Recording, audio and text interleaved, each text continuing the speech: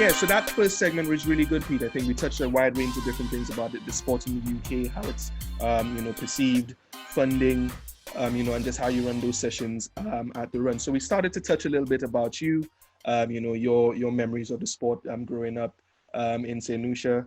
And what I could ask here, of course, is the next follow-on question, logical follow-on question is, if there is a player comparison that you could do for yourself, who would you consider, the NBA player, past or present, that you most play like, you patterned your game after? I think we had this discussion a few weeks back, but that we had this discussion. Go ahead. We had this discussion. I wouldn't want to, let's say, put any NBA player on the spot by thinking that my game was even remotely recognizable to theirs. Right. But the person that, if I could have my way and play like, it would have to be Charles Barkley. Yep. Mm-hmm. That was my guy, and I think that what I saw from him, mm-hmm.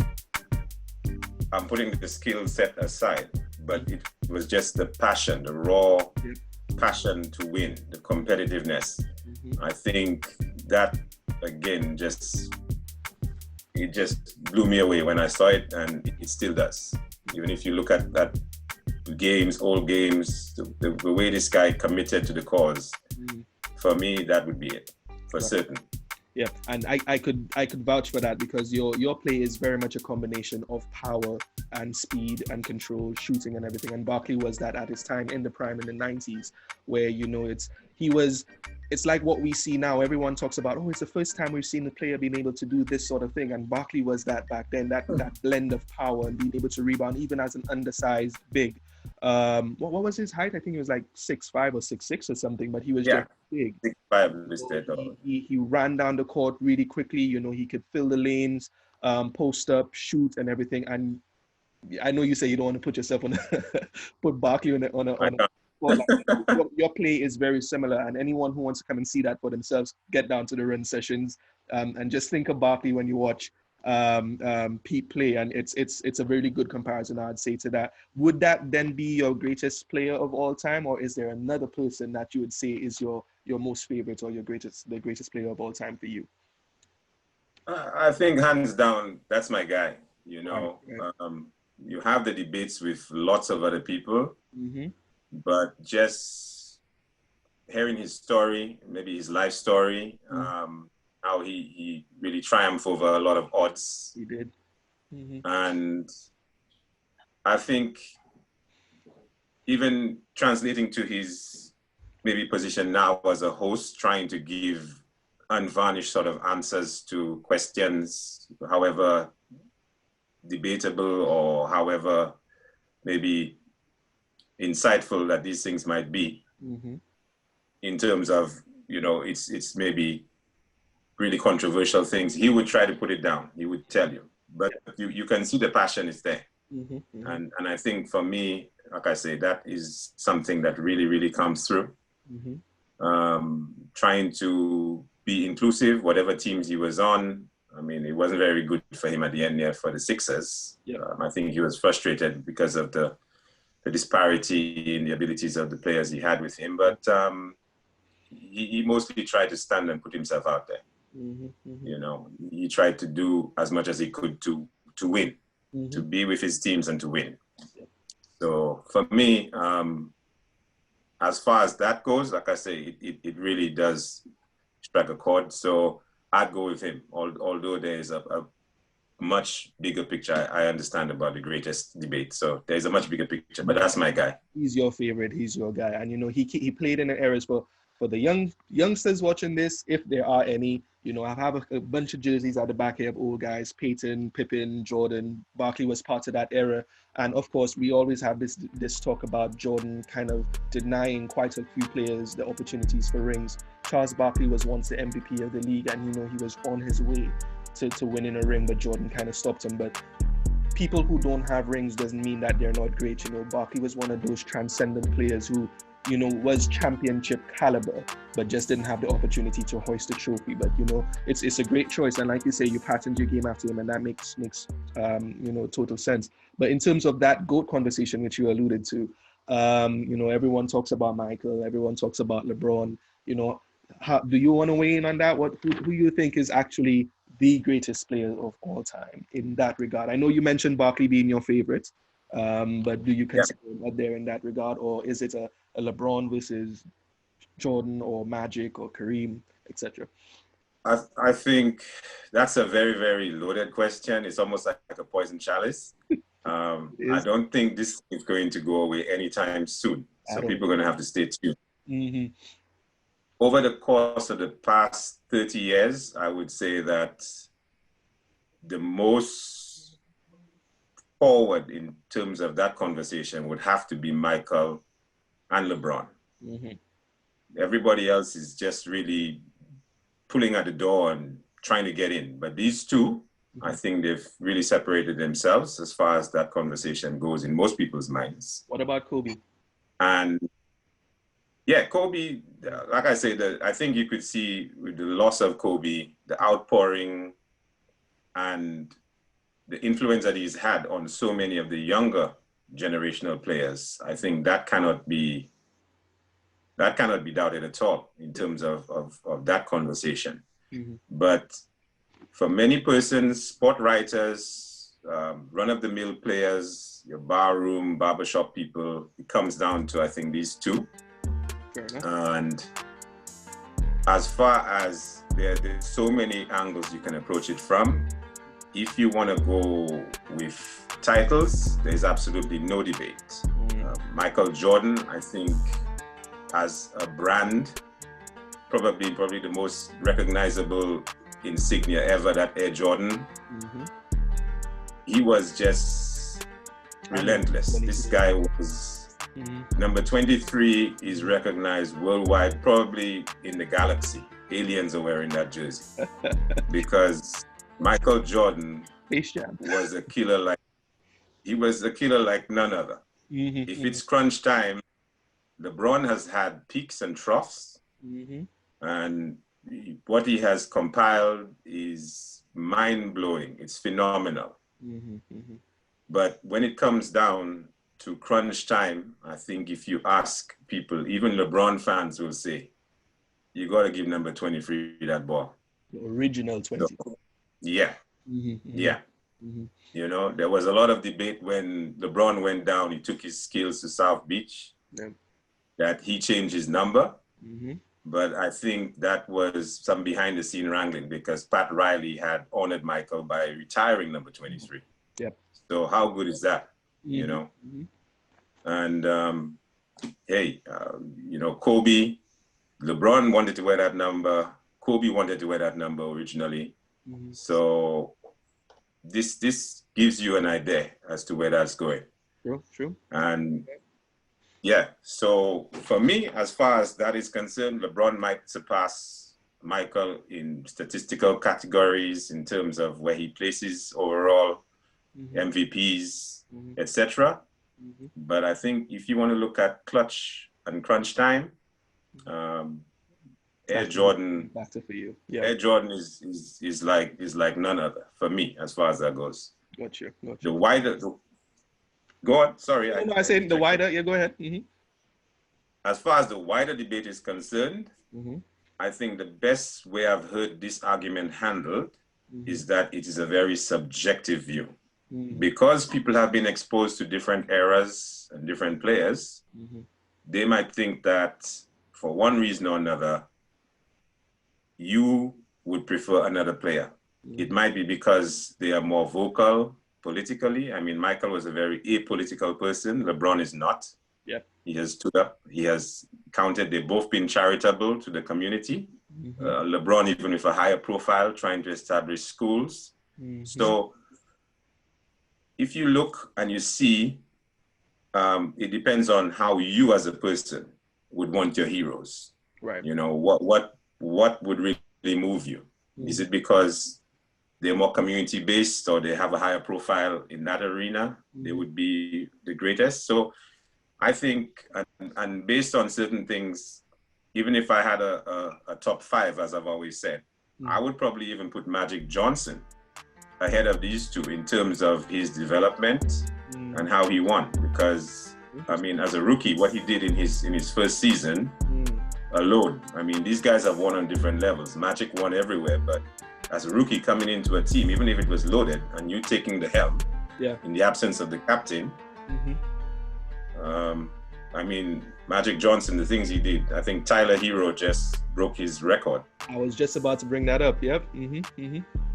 So how long has that been standing? Magic hasn't played at the Forum for almost 3 decades. So I think that's a really good segue into the current playoffs and everything going on, because it's been really interesting, you know, the development of what's going on with the NBA in the bubble, or the campus as they prefer it to be called as, in Orlando, with the playoffs going on, of course, because of COVID and trying to keep everyone safe in one space.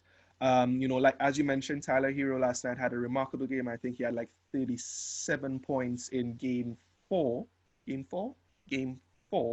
of the Eastern Conference Finals against the Boston Celtics.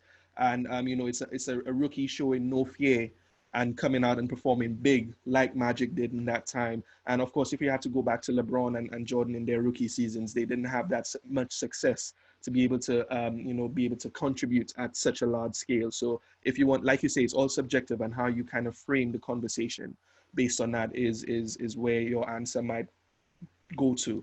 But with the NBA playoffs going on right now, has anything really surprised you? Any performances specifically, you know, that you want to call out, or what you've been really interested by? The first thing I think, Double A, is I'm very happy that we have basketball. Because when it went down in March and they said the season was suspended, and everybody was like throwing their arms up. So credit to the NBA. They have really resumed the show. Credit to the players, because it's a big sacrifice. I don't think everybody, we lived under quarantine conditions, but these guys have got to follow it to more of a letter than us. And probably getting their families involved, it's a big deal. So I think a lot of credit to them. I'm happy to see how the games have gone on. I think it's been very interesting that you don't have formats where teams are traveling 2 games or taking flights. So I think that is probably a plus, because you can get players who are a bit fresher. It certainly, I think, helped the Denver Nuggets, because they played all of these games. But in terms of not having to travel with that, I think that has been very helpful to them as far as recoveries. It's elevated the play of quite a lot of players because of that lack of having to travel around and deal with crowds and coming into stadiums at like 2 o'clock in the morning and have to play at whatever time soon after. So you're right about that. Yep. Yeah. So I'm very happy of the show going on, so to speak. Some very, very big upsets, some very, very funny looking things, but overall, I think I'm with the crowd. I'm just happy to watch some basketball. So I'll put you on the spot here in terms of a prediction. Who do you think has a real opportunity to come out? First of all, do you think will progress to the finals on each side, on the conferences, and who you think ultimately might pull it out? I think, again, very, very good questions. I think that certainly the Heat have surprised everyone. Oh, yeah. And I don't think they're going to let that opportunity slip. I think the Heat will make that final. Also, on the other side, in the West, I think the Lakers will step up. The Heat, because I believe that they are probably showing, Boston is showing a bit of inexperience. Jason Tatum, Jaylen Brown, they need to be much better, because they are prone to disappearing acts, and they can't be, because they're the foremost talents on that squad. And I think by the same token, the Lakers, it's somewhat inexplicable that they dominated the first 2 games as they did. I think Anthony Davis is going to help LeBron James to get to that final. I think that probably the Nuggets are going to start feeling it a little bit. Although they have the momentum now, But I would be very surprised if LeBron James doesn't take this opportunity to make another finals appearance.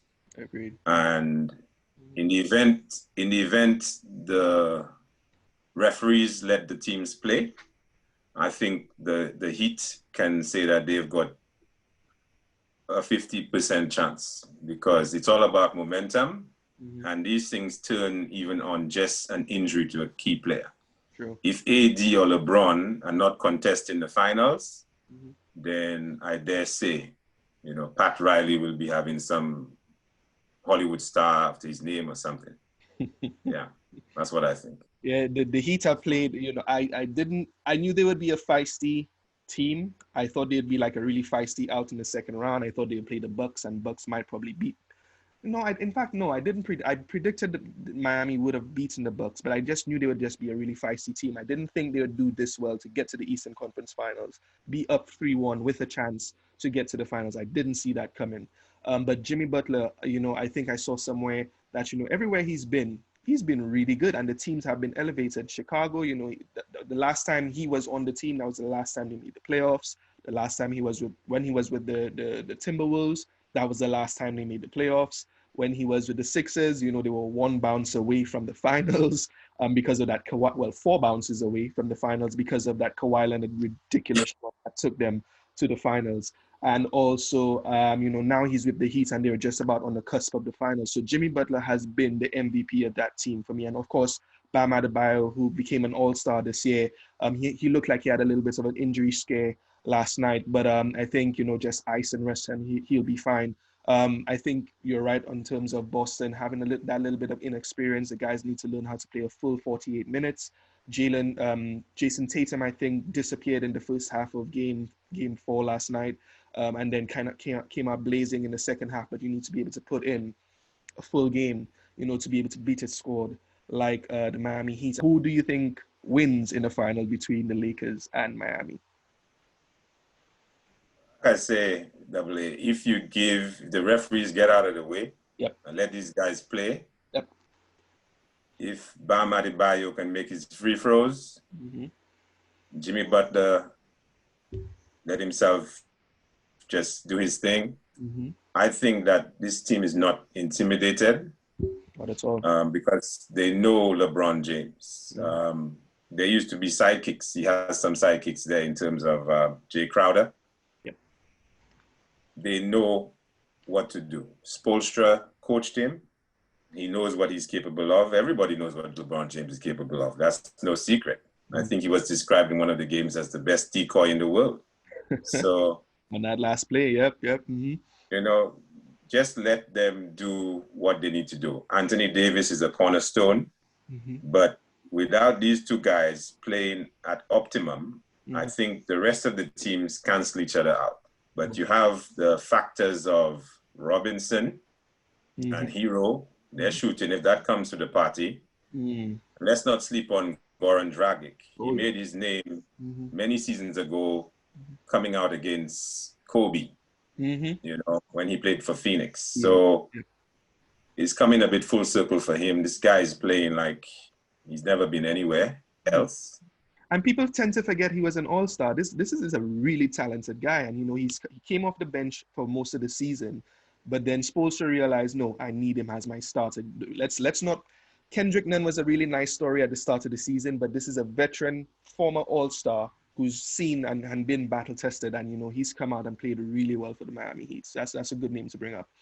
Yes, so they're not intimidated. I think they can, if the referees get out of the way and let these guys play, I think that the teams would cancel each other out, and then it would have to be, again, the big names. Right. Let Jimmy Butler go to work, Bam, and you're going to face up against AD and the King, what production they have.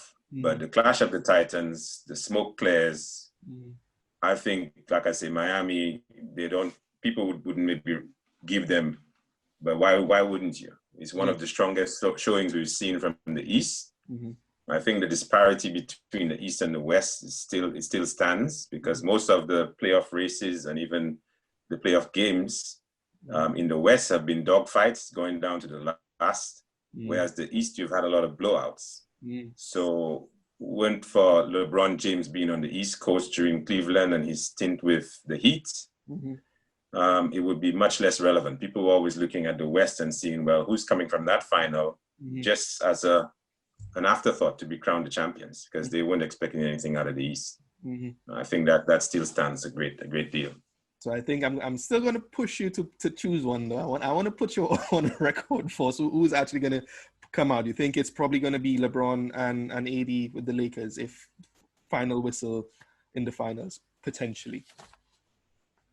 If referees let them play, the teams are cancelled out and all of that. You think it's a referees, if referees let them if referees let them play, I'm going Heat.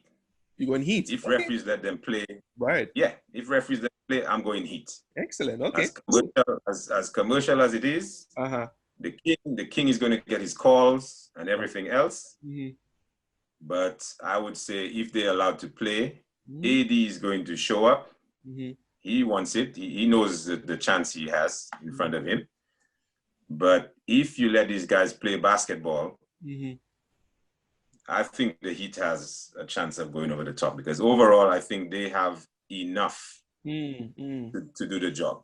Right. You know, Kuzma is a mercurial talent, but he gets himself into foul trouble. Caldwell Pope comes and goes. He disappears. Sometimes he shows up. Morris, the same thing. And I'd say Rondo, for all his experience, he's still not that consistent shooter that you want. He can pass the ball. He's Hall of Fame guy. Yeah, I get it. But, you know, it doesn't really translate. If you go across to the Heat, they can match up very, very well. And I think they can get the job done. Excellent. That's I suppose many people, well, Miami Heat supporters will be really happy with that pick, and I think most people will be surprised by a pick like that. But I think that's really well. Your rationale was really good on that, and I think you're right. You have guys like Jay Crowder and Iguodala, who's now going to a finals for the 6th straight time. I read last night, and it's like, oh wow, this guy has been in finals loads of times with Golden State, and you know he's now heading to the finals again. He's not someone you'll depend on for points, but he comes up big in defensive plays and, you know, just being there at the right place at the right time, sort of thing. Crowder, I think, is really underrated. Everywhere he's been, you know, from Celtics, he came alive during the Celtics.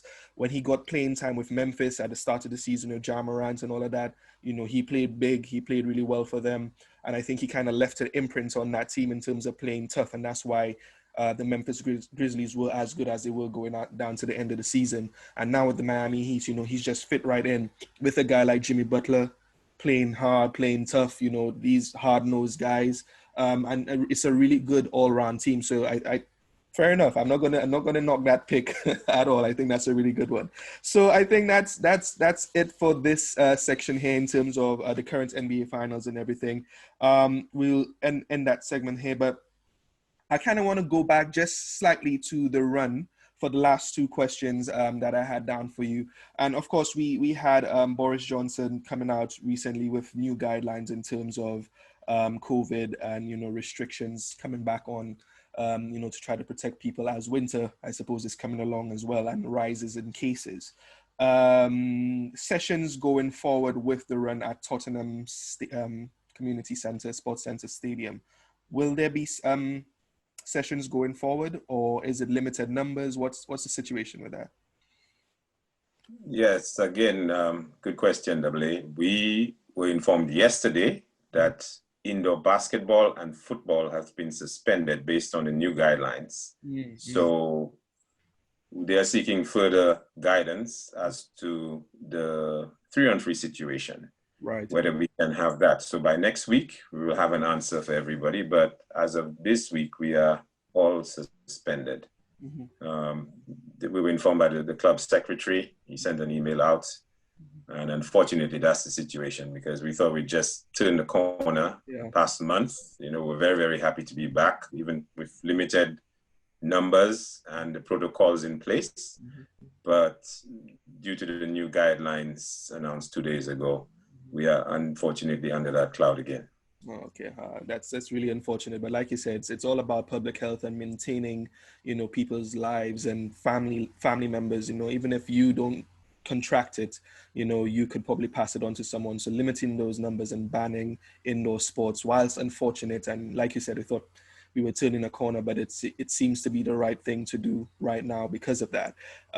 So that makes sense. And the final question that I had down here for you is if someone really wanted to get in touch with you guys when sessions are able to run again and it's safe to do so, an avid basketball player or someone who wants to just be around the sports or just come and run with you guys, if they want to get in touch with the run and being a participant, how can they get in touch with you guys to become a player every week if they want to? Yeah, well, again, we just invite you to come down. Mm-hmm. We think that the run must be experienced, so we always invite people to come and sit in on a session of ours. Right.